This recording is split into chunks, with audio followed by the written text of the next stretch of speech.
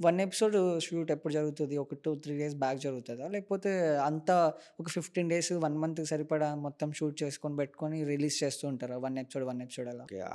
అదే అంటారు బ్యాంకింగ్ అంటారు. మేము హ్మ్. వాడే వర్డ్స్. హ్మ్. బ్యాంకింగ్ అంటాం. అంటే ఇప్పుడు మాకు 2 టైప్స్ ఉంటాయి.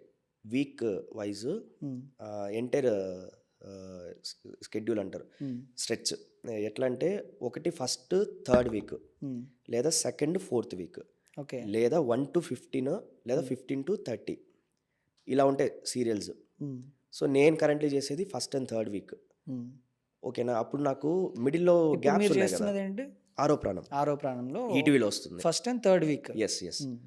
ఆహ్, అప్పుడు నాకు సెకండ్, ఫోర్త్ వీక్ నాకు షూట్ జరగట్లేదు గదా! మళ్ళీ అప్పుడంతా ఎపిసోడ్స్ కావాలి గదా!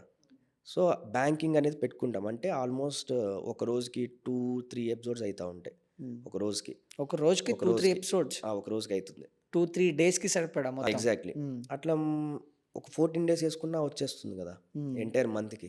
అవును. సో, అలా రన్ అవుతుంది.